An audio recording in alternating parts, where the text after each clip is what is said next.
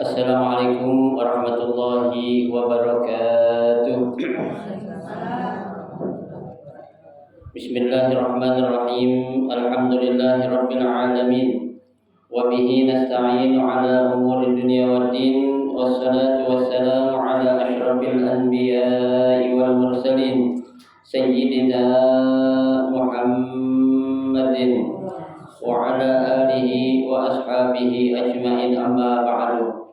فإن أصدق الحديث كتاب الله تعالى وخير الهدي هدي رسول الله صلى الله عليه وسلم وشر الأمور محدثاتها فإن كل محدثة بدعة وكل بدعة ضلالة وكل ضلالة في النار. رب اشرح لي صدري ويسر لي أمري واحلل عقدة من لساني يفقهوا قولي آمين. Subhanaka la ilma lana illa ma 'allamtana innaka antal alimul hakim. La haula wa la quwwata illa billahil aliyyil azim.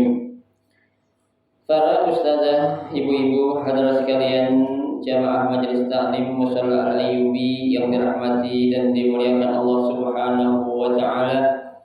Alhamdulillah, kita bersyukur kepada Allah Subhanahu wa taala. Di siang hari ini Allah Subhanahu wa taala masih memberikan kepada kita karunia nikmat yang cukup banyak. Di antaranya adalah berupa nikmat sehat wal afiyah, nikmat panjang umur, terutama dua nikmat besar yang Allah berikan kepada kita, yaitu nikmatul iman wa nikmatul Islam, yang tentunya patutlah kita syukuri dengan barakah nikmat yang Allah Subhanahu wa taala berikan kepada kita. Alhamdulillah, kita dapat melangkahkan kedua kaki kita menuju tempat yang termulia di sisi Allah Subhanahu wa taala. Baitun min buyutillah, dan kita berada di raudhah min riyadil jannah, taman daripada taman syurga, dalam rangka kita melaksanakan salah satu kewajiban yang dipardukan Allah kepada kita selaku hamba-Nya yang beriman, yaitu menuntut ilmu. Harapan kita mudah-mudahan seluruh rangkaian amal ibadah yang sudah kita kerjakan, yang sedang kita kerjakan, dan yang akan kita kerjakan, kesemuanya Allah Subhanahu wa taala akan memberikan ganjaran pahala yang berlipat ganda. Ilmu-ilmu yang sudah kita pelajari, mudah-mudahan Allah Subhanahu wa taala jadikan ilmu yang bermanfaat, dan yang akan kita pelajari mudah-mudahan Allah Subhanahu wa taala memberikan kemudahan kepada kita untuk memahami dengan sebaik-baiknya. Amin, Allahumma amin. Ibu-ibu, hadirat sekalian yang berbahagia, pada siang hari ini kita akan melanjutkan kembali membaca kitab fiqh. Ya, kita akan melanjutkan bacaan kita, yaitu pada halaman 262. Ya, yaitu pembahasan tentang beberapa sunat haji. Ya, artinya masih berkaitan dengan tentang bab haji. Ya. Bismillahirrahmanirrahim. Qala al-musannif rahimahullah wa adaman nafa'a bihi wa bi barakati ulumihi fid dharaini amin. Beberapa sunat haji, ya. Kalau dalam bahasa Indonesia tulisnya sunat, ya. Kalau dalam Arab bilangnya sunnah. Ya. Kalau sunat kita identiknya ya orang disunat, gitu. Ya, padahal kalau tulisan yang benar dalam Arabnya adalah sunnah. Ya, bukan sunat. Ya, tapi sunnah, ya. Nah, karena kita pakai bahasa Indonesia, tulisannya beberapa sunat haji, ya. Ya, sunnah, sunnatun, sunnatani, ya, sunnah. Nah, apa saja yang menjadi ya sunnah haji? Ya, yang pertama, yang menjadi sunnah haji adalah pertama, yaitu ifrad. Ya, yaitu haji ifrad. Ya, apa itu ifrad? Bareng-bareng, ya.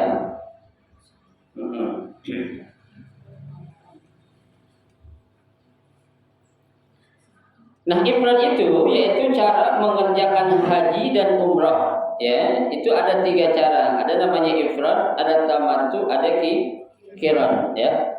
Nah, yang termasuk ke dalam kategori sunnah haji adalah apa? Hajinya ifrad. Apa haji ifrad? Haji ifrad yaitu ihram untuk haji saja dahulu dari mikotnya, terus diselesaikan pekerjaan hajinya. Ya, kemudian ihram untuk umrah, ya, serta terus mengerjakan segala urusannya. Ya berarti di sini ya yang dinamakan haji ifrad itu ya kita lihat apa dulu? Haji dulu. Ya. Jadi ihram untuk haji. Ya. Baru selesai kita melaksanakan ya ihram untuk haji dengan berbagai macam rukun dan wajibannya selesai. Setelah itu baru kita ngapain? Ya, ihram untuk umrah. Ya, tapi ini memang saya katakan agak berat. Ya, karena kalau kita haji ifrad tuh ya kita harus apa? Ya udah pakai kain ihram. Ya, sejak kita datang masuk ke tanah suci itu sampai nanti pelaksanaan ibadah haji itu udah apa? Udah pakai kain ihram. Lah kenapa? Ya, karena kan yang namanya musim haji itu kan bulannya itu udah ditentuin. Ya, al-hajju ashhurun ma'lumat. Ya, musim haji, ya bulan-bulannya itu sudah diketahui. Nah, bulan apa yang sudah termasuk ke dalam kategori musim haji? Dari bulan Syawal, Dzulqa'dah dan Dzulhijjah. Ya. Nah, coba bayangin dah kalau kita pakai kain ihram dari bulan Syawal sampai Dzulhijjah. Ya, yang laki ya, kalau perempuan nggak jadi masalah. Ya, kalau perempuan pakai ihramnya yang dipakai sama kayak gitu. Ya, ini orang laki. Ya, coba saya sendiri nggak bisa kebayangin gitu. Ya, 2 bulan lebih kita pakai apa? Kain ihram. Ya, nggak pakai dalaman lah pokoknya. Ya, nah itu sangat apa itu? Buat kita berat. Ya, bukan susah tapi berat. Ya, dan kita Bu udah harus mencegah atau melarang larangan ihram Bu. Ya, udah nggak boleh namanya kita yang kalau bawa bini kita colek-colekan bini kita. Ya, saling apalah berapa namanya itu berkata yang tidak baik itu udah nggak boleh tuh. Ya, kenapa? Karena kita sudah memakai apa? Kain ihram. Kita udah ihram untuk haji. Ya, nah kalau itu Bu kita lakuin coba dah. Ya, kita ya saya lah secara pribadi saja. Ya, baru pakai kain ihram itu kan baru tanggal 8 Bu. Ya, malam tanggal 9 baru saya pakai itu. Itu pun cuma dari tanggal berapa? 9, 10, 11, 12, 4 hari cuma. Ya. Dan yang harus pakai ihram tuh enggak 4 hari. Sampai tanggal 10 aja udah boleh buka kan ihram. Padahal cuma berapa hari? 2 hari doang. Ya. Nah, itu kita udah kayak kita itu bagi kita rasanya apa itu? Ya agak sedikit apa ya? Ya berat, susah lah gitu. Ya, mau ngapa-ngapain juga enggak enak gitu kan, ya. Itu ya. Padahal intinya cuma di tanggal berapa itu? Tanggal 9 ya sama tanggal 10 setelah kita ngelantar Jumrah Aqobah itu kan tidak boleh kita pakai baju. Ganti baju itu. Ya, kita ganti baju, ya, kita bikin Jumrah Aqobah atau kita bikin haji apa namanya? Ya. Tawaf ifadah. Ya, itu kita udah boleh ganti baju pakai baju biasa. Itu padahal cuma 1 hari setengah. Ya, enggak full. Apalagi kalau kita pakai kain ihram tuh laki-laki berminggu-minggu berat tuh. Ya. Ya ganti sih boleh, cuman pakai ihram. Ya ganti-ganti boleh, kita punya 3, 4, 5 ganti enggak apa-apa. Ya. Iya, cuma kita udah apa tuh? Terhitung larangan-larangan ihram itu udah harus kita apa? Kita jaga. Enggak boleh udah tuh. Ya, enggak boleh motong pohonan-pohonan, enggak boleh membunuh binatang, itu udah berat. Ya, kuku nggak boleh, rambut rontok juga jangan. Itu dari apa yang harus kita jaga. Nah, kalau kita langgar, denda kita. Ya, bayar denda sekali denda 1 kambing, 2 kali 2 kambing, 3 kali 3 kambing. Ya, 4 kali. Nah, kalau sebulan Bu, sehari 3 aja. Kali sebulan aja bisa ternak tuh orang. Ya kan? Diternak kambing aja dapat bedam habis itu. Ya, duitnya pas-pasan gimana nih orang tuh ya. Nah, itu kan berat Bu. Ya, ya itulah namanya. Yang namanya kebaikan itu susah. Ya, enggak gampang. Surga itu mahal harganya. Ya, makanya ini dijadikan sebagai suatu sunnah saja. Ya, coba kalau kita diwajibin haji ifrad, habis gitu orang laki ya. Orang 24 sih nggak terlalu lah. Apa? Apa? Ada aja. Hah? Orang kita ada aja. Ya kalau kita kan emang tamattu, ya kita kan mau umrah dulu dah, habis umrah kan bebas tuh. Ya nanti ada tanggal 8 baru kita start pakai ihram lagi untuk haji kan gitu. Ya, kalau kita dari baru berangkat ya sampai nanti tanggal 10 Dzulhijjah, la ilaha illallah banyak amat. Ada gelombang pertama ada. Ada aja yang nggak banyak sih. Kan kadang yang Allah alam ya dia karena pengen maaf ya sok-sokan benar gitu dia nggak tahu kalau itu susah ya aku mau pakai ihramnya dari awal katanya kan di mumpung baru pertama haji kali ya aku pakai aja pikir biasa kali ya itu ya ifrad tuh Bu ya itu hanya ada pada ifrad. Nah selesai kita tuh ya pakai ifrad pakai ihram selesai melaksanakan ibadah haji. Ya, nah kita terus tuh jangan buka tuh baju sampai selesai pelaksanaan ibadah haji kita. Ya, itu beratnya itu, ya.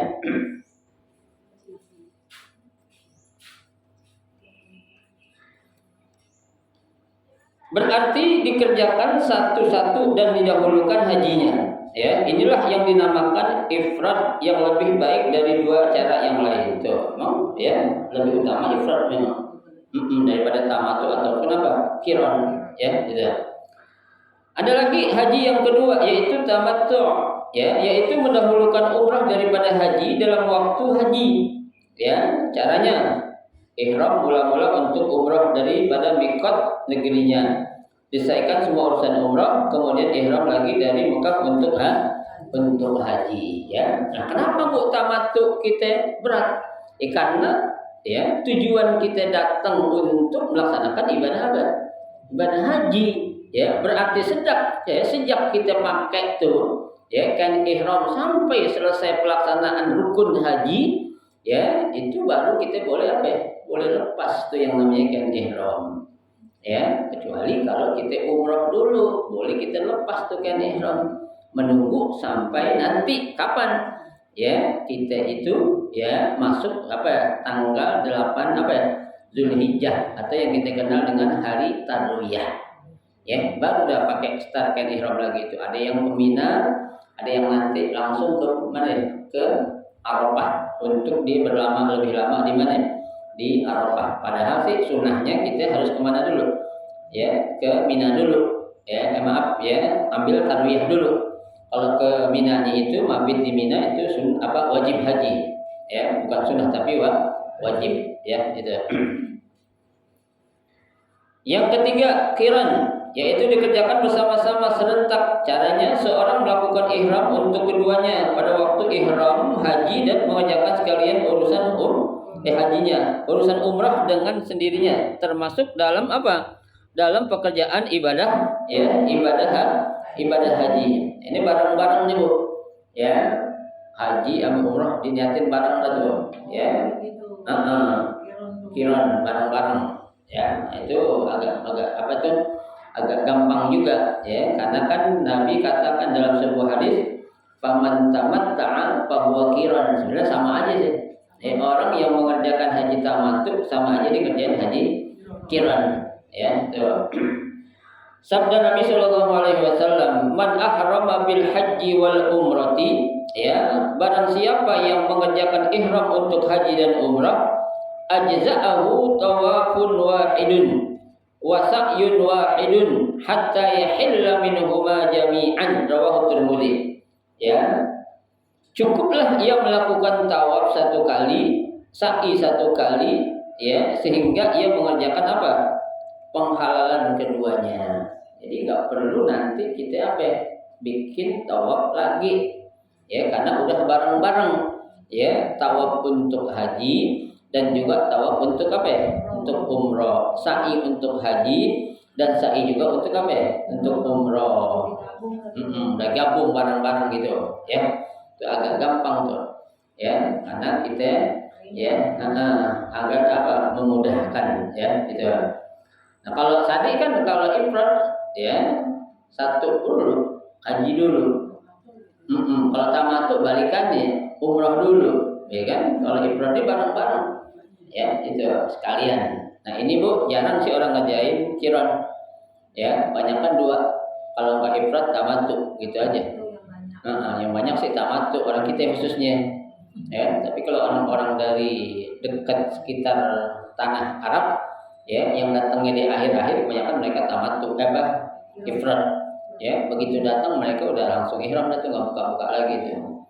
Ya itu apalagi yang orang-orang ibaratnya itu haji sendal jepit, ya karena ada haji sendal jepit ada kan, ya ada yang dia datang haji itu dari umroh Ramadan nggak pulang-pulang, ya akhirnya dia apa ya tidur di mana aja tuh, dia emper-emperan jalan-jalanan ketimbang dia gonta-ganti baju dia kayak ihram aja udah, ya kebanyakan maaf orang bilang sih istilahnya haji sendal jepit itu, yang nggak punya maktab, ya yang nggak punya apa namanya itu muasasah, ya dia tidur di mana aja, ya tapi kadang Bu mau ke Mina, ke Arafah, ke Muzdalifah mereka jalan kaki Bu, ya karena nggak ada narkoba, ya nggak ada alat transportasi yang mau ngangkut dia,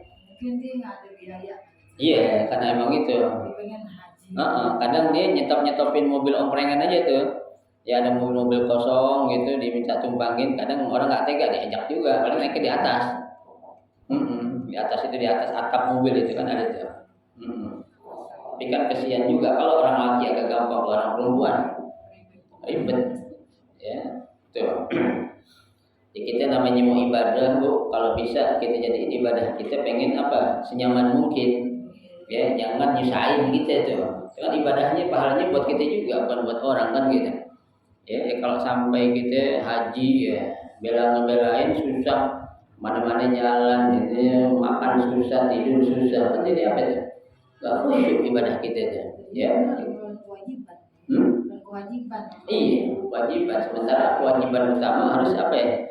Nyelamatin diri dulu, ya kan? Kalau gitu jadi istilah katanya itu ada zalim sama diri sendiri dah.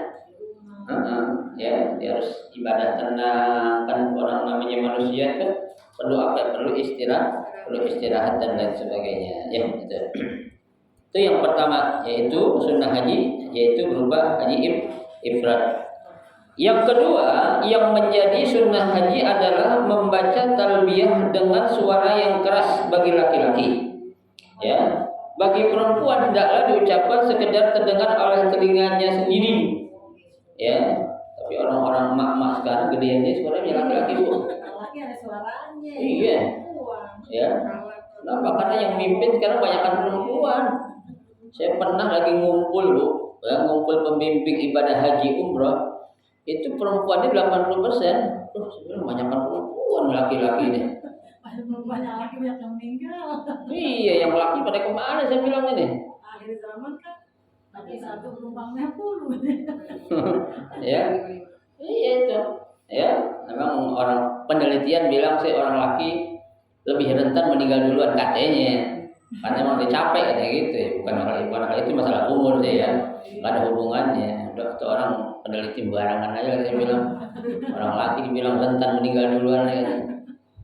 Memang kenyataan saat sekarang orang laki mulu yang meninggal. Iya memang banyak juga. Tapi jadi janda jadi banyak juga kan. Ya. Itu maksudnya gitu Bu, perempuan akhir zaman banyak yang janda, itu maksudnya tuh. Lebih banyak tinggal sama laki-lakinya. Tuh. Ya. Jadi membaca talbiyah, laki disuruh keras, ya. Nah, kalau saya pimpin itu, yang keras yang perempuan, yang laki ditidur dalam mobil itu. Ya.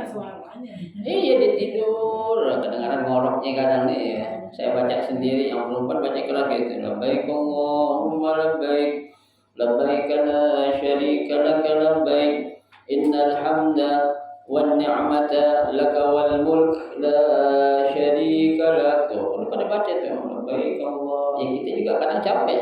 Orang perempuan yang terusin Bu, ya dia kuat tuh sampai ke Madinah kuat, ya atau sampai ke Mekah, sampai ke mana tuh, ya ke Mekah habis dari Madinah mau ke Mekah tuh kuatnya. Dari Bir Ali kan jauh tuh Bu, ya 3-4 jam, ya terus tinggal berhenti deh. Saya bilang orang perempuan hebat juga suaranya saya bilangnya. Ya. Iya, dia kagak ngantuk. Ya orang-orang nggak muda banget sih, ya udah setengah jam 40-an 50 tahun lah kayak gitu. Lagi sedang semangatnya itu. Ya itu. Nah, membaca talbiyah disunahkan selama dalam apa? Ihram sampai melontar jumrah Aqabah pada kapan? Hari raya Idul Adha. Ibu, ya. Jadi ketika kita lagi pakai kain ihram tuh, ya, sejak kita berangkat dari mana? Mikot kita. Mana mikot kita, Bu? Tempat hotel kita tinggal, mikot kita dah. Kenapa? Karena kita sudah dihitung sebagai mukim, ya. Iya, karena kita awalnya ke Madinah, ya kan? Dari Madinah 7 hari, ya kan? Ngambil apa itu? Ngambil arba'in, ya. Itu kan kalau dari 7 hari menuju pelaksanaan puncak ibadah haji masih lama itu, Bu. Ya, 8 hari, 10 hari, ada 2 minggu nungguin. Ya, kayak gelombang pertama bisa 2 minggu lebih. Ya kan? Karena disuruh cuma 7 hari. Ya, di Madinah. Balik ke Mekah itu masih lama. Ya, nah kalau dia udah berlama di kota Mekah, berarti kan dia sudah dikategorikan mukim. Ya, karena batasan seseorang dikatakan musafir itu berapa harinya? Salah satu ayam walayalihin, 3 hari 3 malam. Setelah lewat 3 hari 3 malam, orang itu bukan dikatakan apa? Musafir lagi, tapi apa? Mukim jadinya. Ya, makanya mikotnya dia itu jamaah haji di mana? Di tempat dia tinggal, itu hotel masing-masing. Jadi jangan kita minta ajak ame pemandu ibadah haji, ayo kita ngambil mikot yuk sebelum kita wukuf kemana? Ke Ji'ronah atau ke Tan'im, jangan. Ya, karena wukuf kita itu adalah di mana tempat kita tinggal, ya. Yang di Mispalah ya di Mispalah, ya. Yang di apa lagi itu? Ya, yang di Jarwal ya Jarwal, ya kan? Itu menjadi apa? Mikot dia tempat tinggal. Nah, sejak kita tuh atau jamaah haji memakai ihram itu disunahkan tuh untuk apa? Sering melantunkan talbiyah. Ya, laki tadi harus suara keras, perempuan harus apa ya? Cukup dengan didengar oleh telinganya saja, nggak perlu diteriak-teriak, ya. Kenapa, Bu? Karena suara perempuan itu aurat, ya. Jadi kalau di kalangan perempuan semua sih nggak masalah, ya. Tapi kalau ada orang lakinya nih, ya kan jadi apa itu? Ya sesuatu lah, ya. Itu, ya, makanya kalau ibu-ibu kadang kan ada pimpinan majelis taklim tuh, ya bawa jamaah. Biasanya sih yang disuruh baca tarbiyah tuh pemandu dari lokal, yang orang Arab Saudi sini, ya, mahasiswa kita yang tinggal atau belajar di sini tuh yang suruh pimpin apa ya?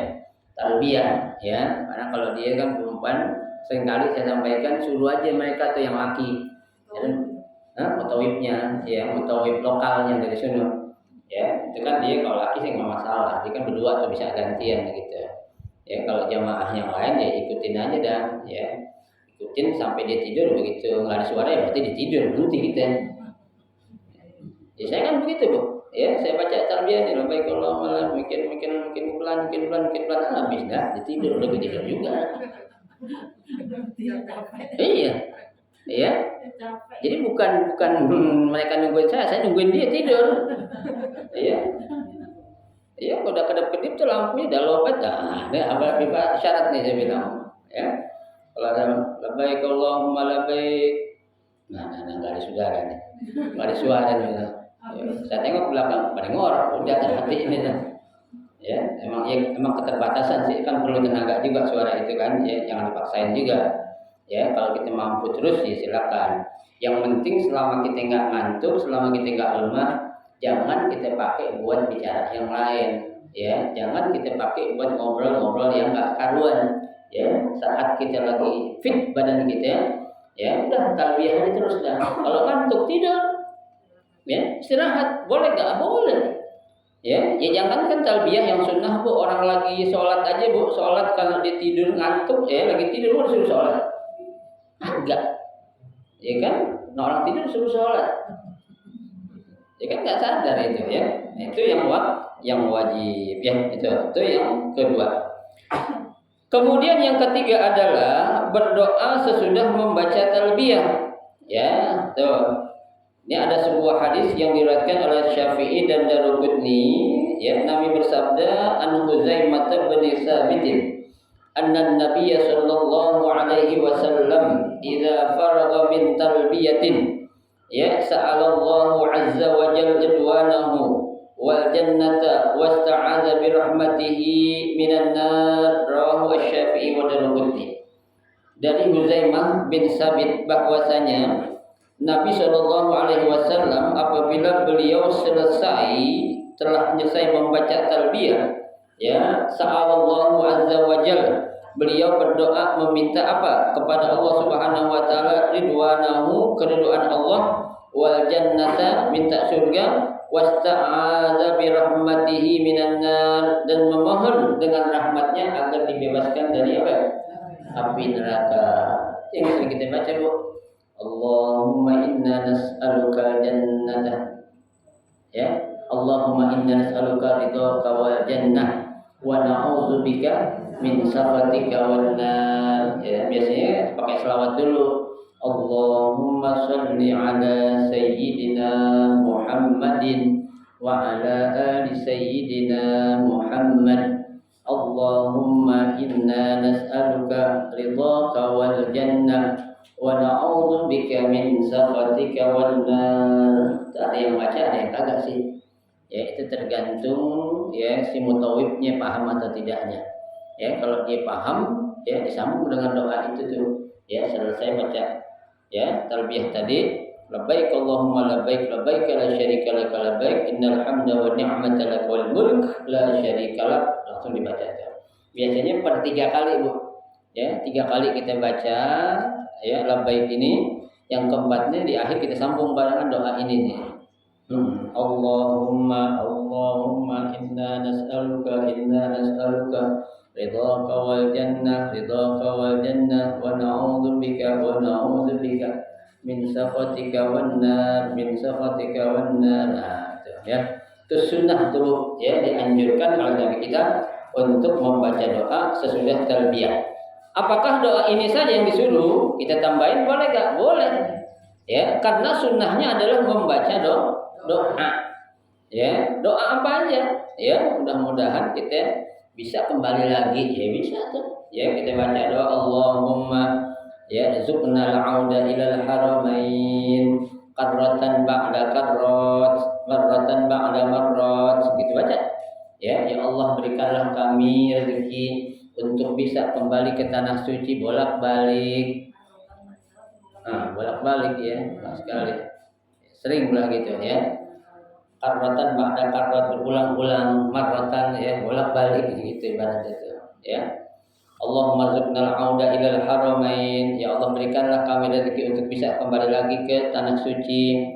Allahumma rizqna ziyarata qabr nabiyina Muhammadin sallallahu alaihi wasallam, ya Allah berikanlah kami rezeki untuk bisa menziarahi makam Nabi sallallahu alaihi wasallam. Doa apa aja, Bu, boleh. Ya, kita tambahin. Kenapa? Itu suatu doa yang termasuk ke dalam kategori doanya orang yang lagi musafir. Ya, karena doa orang yang musafir itu, Bu, mustajab. Ya, orang yang sedang musafir itu doanya mustajab. Kenapa? Karena mereka sedang dalam keadaan apa tuh? Susah. Ya, itu. Jadi kalau kita lagi jalan jauh musafir, usahakan kita makanya banyakin doa. Ya, ibu-ibu nih piknik kemana nanti? Jalan-jalan ya. Penutupan pengajian kali mau jalan-jalan itu, kemana tahu dah. Ya, lagi jalan jangan ngobrol mulu, banyak doa. Ya. Kenapa? Iya, jangan dibilang doang lagi jalan itu, lagi di mobil gitu. Ya, di mobil kan dalam keadaan musafir itu, doa aja dah. Ya nggak perlu kayak suara keras, nggak perlu. Ya masing-masing aja dah. Ya jangan kenceng-kenceng juga, jangan. Ya, kita baca apa yang menjadi hajat kita aja dah. Ya, itu kadang ya suasana ataupun waktu-waktu kayak gitu tuh, Bu, banyak yang dilalaikan oleh manusia. Ya, saking kirangnya jalan-jalan di ngobrol dari sejak jalan sampai tujuan. Ini agak lupa, dia agak ingat sama doa tuh. Ya, padahal Nabi sudah bilang di antara 3 doa yang mustajab, di antara 3 ya, apa itu? Orang yang sedang dalam perjalanan, yang doanya apa ya? Dikabul oleh Allah. Ya, tuh. Jadi jangan kita buang-buang kesempatan yang kita tahu, tapi kita nggak manfaatin, ya. Tuh, emang ya biasa emang kalau orang jalan-jalan mah enaknya ngobrol bu. Ya, apa diobrolin juga nggak paham tuh.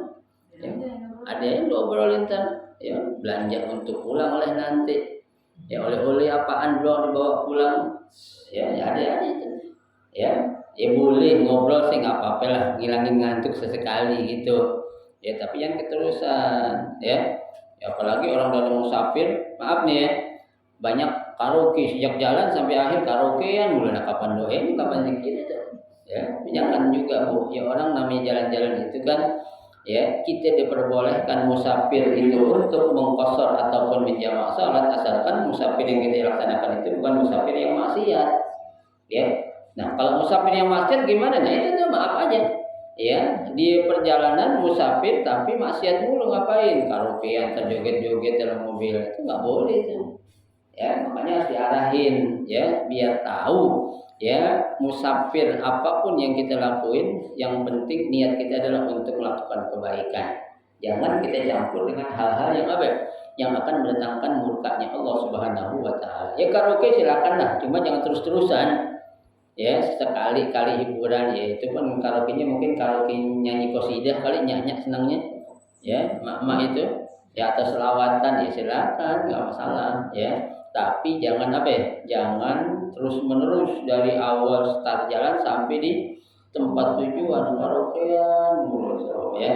Akhirnya kita lupa ada waktu yang mustajab kita minta kepada Allah, sedang dalam perjalanan kita nggak manfaatin, itu rugi kita ya gitu. Baik.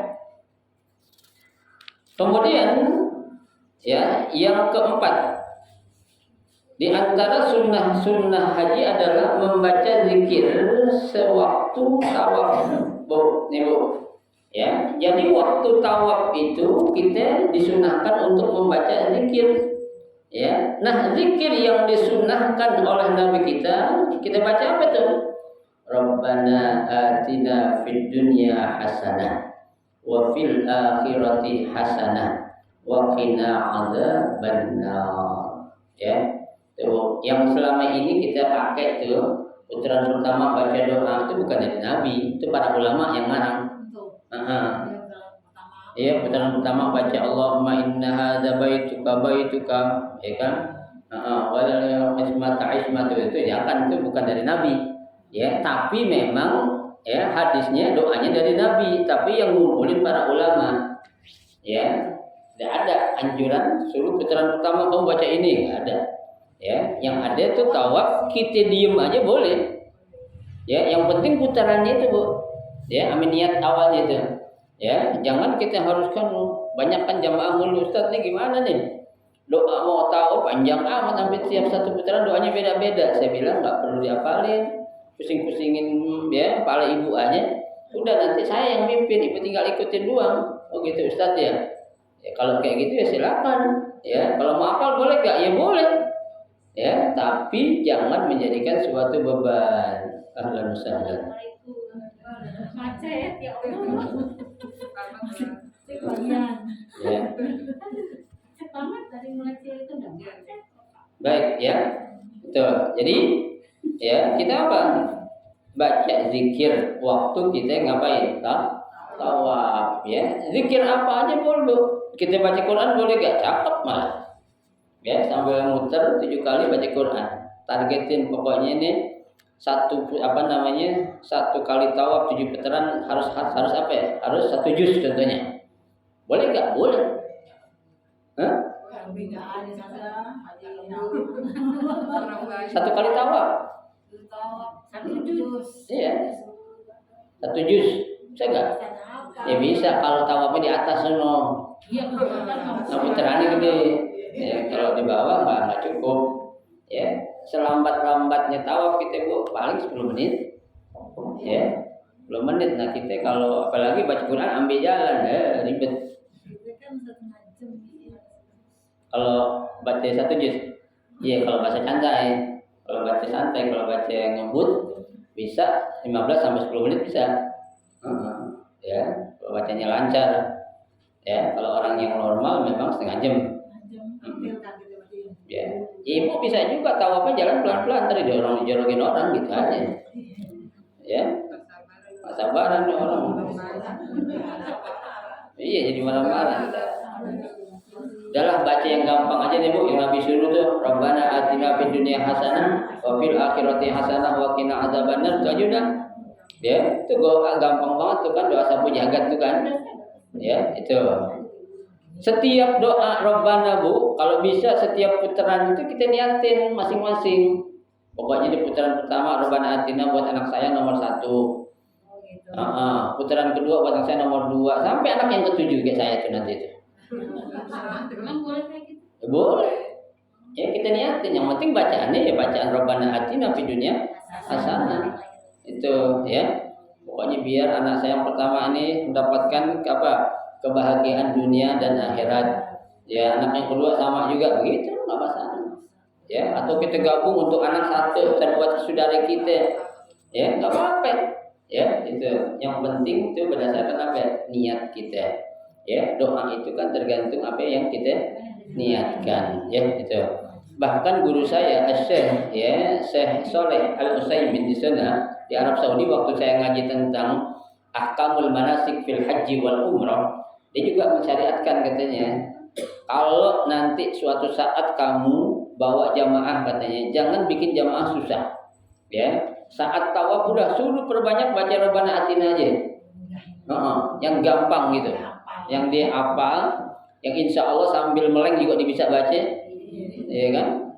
Itu nggak apa-apa. Ya, gampang itu kan nggak ada orang nggak hafal Rabbana atina ini, memang ada Bu. Insya Allah nggak ada kan. Tapi ada, insya Allah nggak ada. Kalau orang kita rajin ngaji biasanya hafal semua itu. Ya itu. Mau dibaca Rabbana ke, mau baca Rabbana ke, serah dia. Ya tergantung lidahnya dia itu. Ya itu.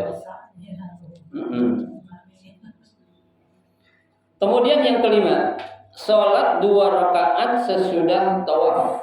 Ya, ini dalam sunnah tawaf. Ibu 2 rakaat selesai kita tawaf Bu. Ya, kemudian kita ngapain? Ke pinggir menuju tempat yang namanya apa? Makam Ibrahim. Ya, pas jurusan, kalau bisa jurusan dekat Hajar Aswad dekat Multazam, pintu Ka'bah. Ya, salat sunnah rakaat sunnah tawaf rakaatain lillahi ta'ala, Allahu akbar. Baca doa lagi. Doanya ada yang khusus? Yang khusus enggak ada Bu. Ya, Rabbana aja boleh. Ya, itu di buku di panduan itu ada, memang itu karangan ulama. Ya, doanya itu karangan ulama semua. Ya, yang dirangkum menjadi kumpulan doa-doa untuk haji dan umrah. Ya, itu bukan suatu sunnah, tapi apa? Ya, ijtihadul ulama yang mengumpulkan doa-doa sehingga menjadi sebuah panduan untuk para jamaah haji dan umrah untuk dibaca. Ya, itu.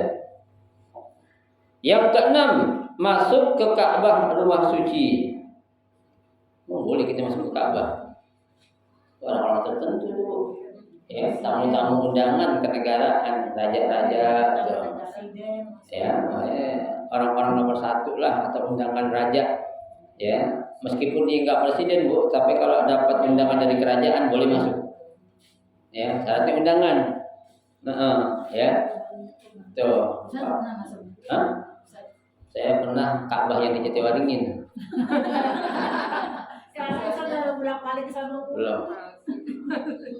Belum boleh. Belum makomnya. Saya belum boleh. Ya. Nah, ini masuk ke dalam Ka'bah atau rumah suci itu, ya.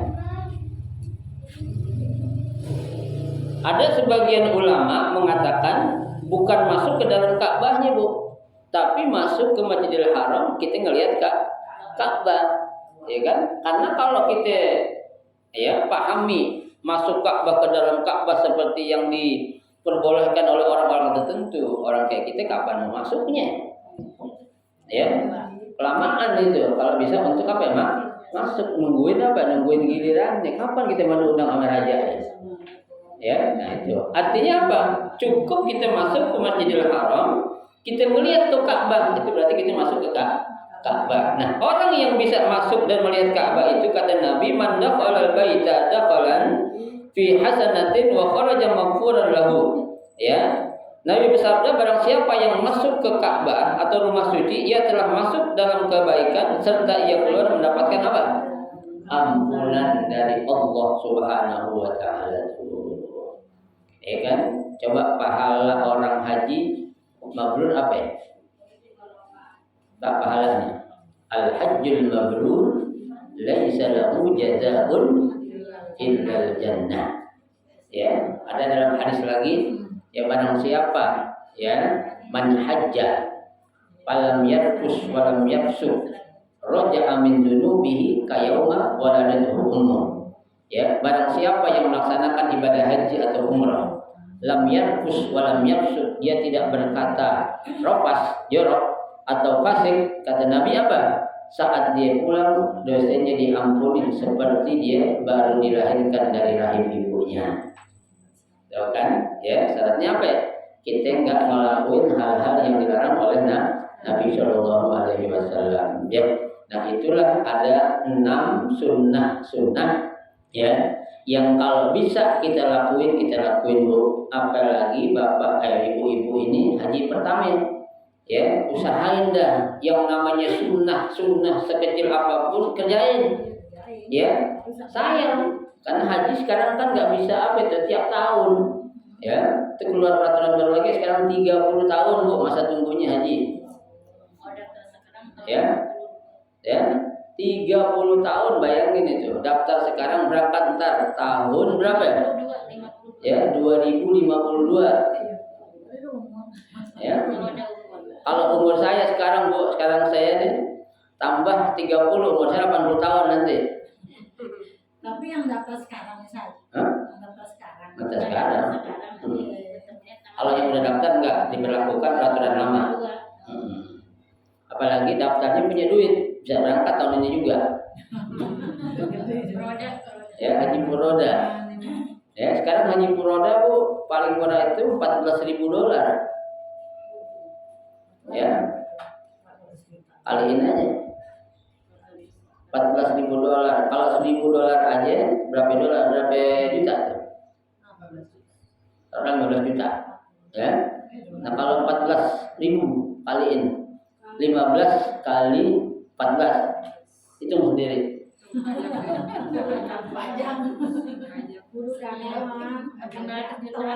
Ya, bayangin Bu. Ya, 15 kali 10 aja udah berapa? 150 juta. Itu baru 10. Ya. Itu yang paling murah tuh Bu. Itu yang paling murah, ya. Yang paling mahal ada yang sampai setengah M ada. Ya, 500 juta. Ya. Tuh. Ya, jadi kuncinya sih duit juga. Itulah sekarang kan diuangin apapun Bu, ya yang namanya duit tuh kalau udah namanya al-malu yantik, uang yang berbicara, urusan beres semua dah. Ya, tapi urusan Allah nggak tahu saya. Ya, kalau urusan manusia beres. Ya, tapi urusan sama Allah nanti di akhirat Allah Maha itu. Itu sah apa? Ya sah aja. Ya, cuma caranya aja yang salah kadang. Ya kan orang udah antri puluhan tahun, belasan tahun ya, tapi ketika ada orang bayar duit digeser dia, ya gitu. Jadi bikin dosa juga.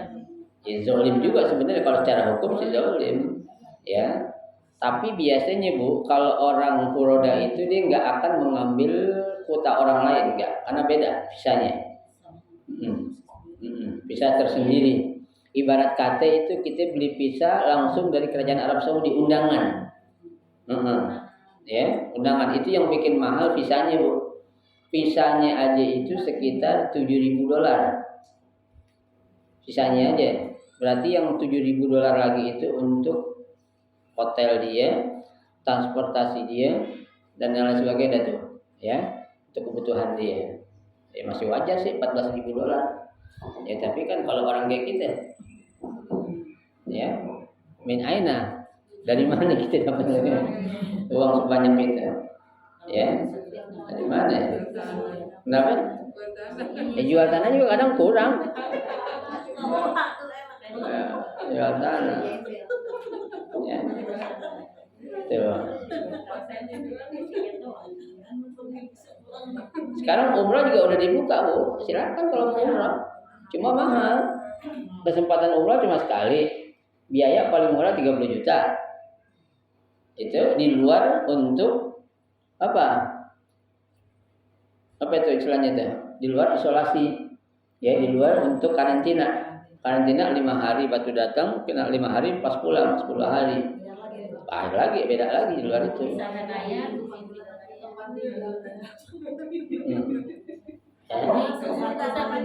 Ya kalau orang punya duit ke lebih nggak apa-apa, kayak saya Mas Lia silakan. Duitnya banyak gitu, iya kan? Duitnya nggak ada putusnya, nggak berseri. Ya, kalau saya duit kayak saya Mas Wani ya silakan itu, kapan aja bisa berangkat ya. Ya, apalagi kayak Teh Ai duitnya tuh. Ya, yang dia di rumah punya pohon duit nih, Bu. Punya pohon duit ya. Ada banyak temannya nih, San. Iya. Temannya lagi pohon duit. Ntar dia datang ke rumahnya, ada pohon duit di rumahnya di pelamarinya.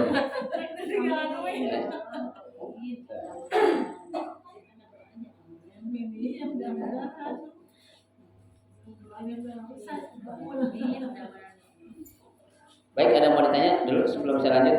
Ada, silakan. Yang mau ditanya? Ada mau nanya apa enggak? Hah? Ayo mau tanya silakan.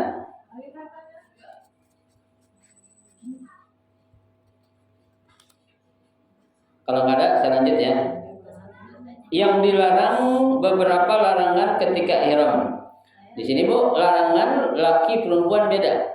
Ya, ada yang khusus laki, ada yang khusus perempuan, ada yang dua-duanya. Ya, di sini akan dijabarkan oleh pengarang kitab yaitu Syekh Sulaiman Rasyid. Hal-hal yang tidak boleh dikerjakan oleh orang yang sedang dalam ihram haji atau umrah, ada yang terlarang hanya bagi laki-laki saja, ada yang terlarang bagi perempuan saja, dan ada pula yang terlarang bagi kedua-duanya, baik laki-laki ataupun perempuan. Yang pertama, yang dilarang khusus untuk laki-laki. 1, dilarang memakai pakaian yang berjahit. Bu, laki-laki nggak boleh pakai pakaian yang apa itu? Berjahit. Kain ihram kan nggak ada yang dijahit, Bu. Kayak kain sarung robek. Ya. Kalau dijahit enak tuh, Bu. Ketika kedodoran dikit juga pasti kelihatan. Ya, kain itu nggak dijahit, kalau kedodoran ngablak semua udah.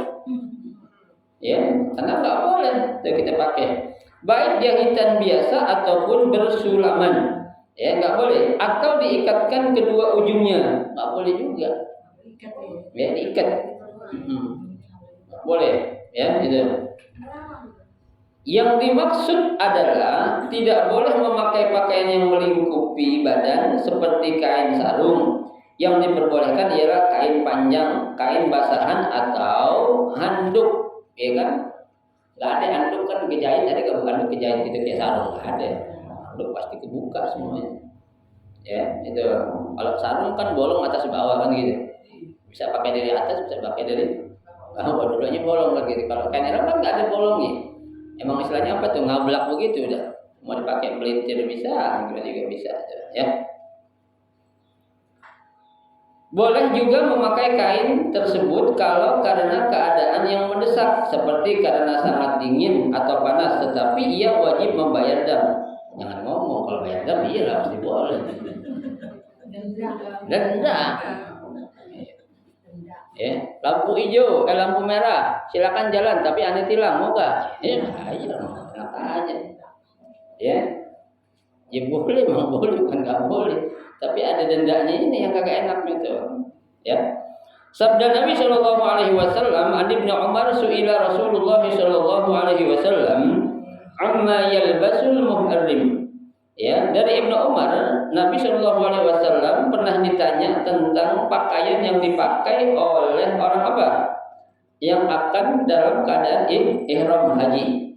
Qala, Nabi menjawab, la yalbasul muhrimul al-qamisa. Seorang yang berihram tidak diperkenankan atau diperbolehkan memakai komis. Apa itu komis? Qamis itu kan artinya baju yang berjahit. Ya, walal imamah, nggak boleh juga pakai imamah. Ya, tutupin kepala tuh imamah. Walal burnusa. Ya, apa tuh burnusa? Apa tuh burnusa? Kalau burnusa itu bisa diartikan apa ya? Apa nih? Apa sih kayak kita itu pakaian dalam apa istilahnya kalau itu? Ya pakaian dalam lah, boleh enggak istilahnya apa sih? Kalau bahasa Inggrisnya yang sering orang bilang underwear ya? Ya, underwear istilahnya ya? Ya Hera, ya kan? Ya underwear. Pakaian dalam kan? Ya underwear. Ya biar ibu nggak ngerti Hera, biarin aja. Underwear buat nyimpen keripik itu. Underwear itu ya. Wala as-sarawil, nggak boleh pakai celana. Baik celana panjang atau celana ya pendek tetap nggak boleh. Wala sauban, nggak boleh pakai baju. Masahu warsu wala za'faran, nggak boleh juga apa? Ya pakai minyak wangi-wangian, wal khufain, pakai kaos kaki, illa an la yajida na'laini, kecuali bagi orang yang enggak apa ya menemukan atau mendapatkan apa ya na'lain, apa itu dua sendal, falyaqtahuma hatta yakuna asfala minal ka'bain. Boleh dipakai cuma harus dipotong Bu. Ya, dia punya sepatu doang nih. Ya. Ibarat kata itu dipotong ininya biar apa ya kelihatan mata kakinya. Bagian laki nih khusus. Ya, bukan perempuan. Kalau perempuan justru suruh pakai kaos kaki. Ya, gitu. Ya. Yang kedua, dilarang menutup pala kecuali karena suatu keperluan, maka diperbolehkan, tetapi ia wajib membayar denda. Ya, sama aja tadi. Boleh tapi harus bayar denda. Ya, sama aja. Ya, kalau payung boleh nggak payung? Payung boleh. Ya, payung boleh karena dia bukan nutupin pala, nutupin badan semua untuk melindungi kita dari terik matahari. Ya kalau payung nggak boleh, orang hujan kita nggak usah pakai payung, hujanan nanti. Itu sakit, badannya jadi nggak beres tuh. Ya. Sabda Rasul Sallallahu Alaihi Wasallam terhadap seorang yang mati karena terjatuh dari untanya. Nah lo, ya, la tuqammiru ra'sahu fa innahu yub'atsu yaumal qiyamati mulabbiyan. Rawahul Bukhari wa Muslim.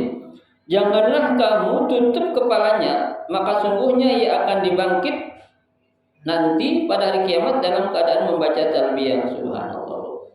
Jadi kalau ada orang mati Bu, ya, lagi ihram haji, udah jangan dikapanin lagi, pakai yang itu aja udah cukup dikuburin. Jangan, enggak kita bungkus seperti orang-orang yang mati biasa. Ya. Karena kain kapan itulah yang dipakai itu seperti itu nanti. Ya, enggak perlu diapain. Dikapanin lagi, dimandiin boleh enggak? Mandiin boleh. Ya. Makanya Nabi bilang jangan tutupin palanya, biarin aja karena nanti dia ya ketika dibangkit nanti dia dalam keadaan apa ya? Labbaik Allahumma labbaik. Ya, baca talbiyah dia. Ya, itu larangan khusus bagi orang laki, ya. Maka keadaannya ya, yang kedua yang dilarang bagi perempuan apa? Yang dilarang menutup muka dan dua telapak tangan, ya. Kecuali apabila keadaan mendesak, maka ia boleh menutup muka dan dua telapak tangannya, tetapi diwajibkan bayar fidyah. Sama aja. Bayar lagi. Ya. Duit lagi nih, aduh. Ya. Jadi ibu-ibu nanti ya, Hera kalau haji nanti atau umroh jangan pakai cadar ya. Nggak boleh. Tapi orang Saudi tuh kami suka pakai cadar. Ya dibuka tapi nanti dibuka. Lagi bikin haji ditanya nih gitu ya. Nah, ya. Tuh, jadi jangan pakai cadar, jangan pakai sarung tangan. Ya. Tuh, jangan. Sabda Nabi Sallallahu Alaihi Wasallam, adanya Umar qala Nabi Sallallahu Alaihi Wasallam, la tantaqibul mar'ata al-muhrimah wa la talbasu al-qaffazaini. Nih, Ya, kata Nabi, tidak boleh bagi seorang perempuan yang ihram memakai tutup muka. Cadar, kelihatan matanya doang dikit.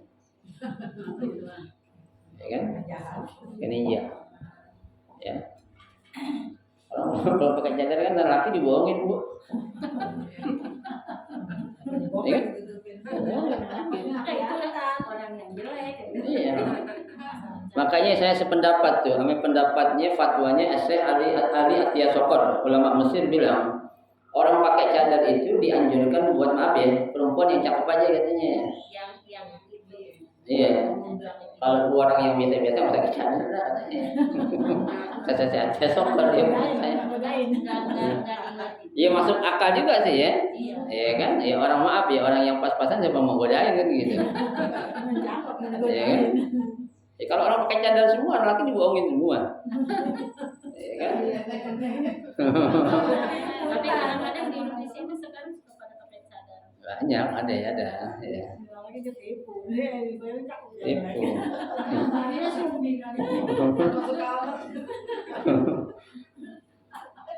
Kayaknya ada teman saya, Bu, dia pengen kawin, pengen nikah, tapi yang demen sama dia orangnya bercadar, dia kagak mau.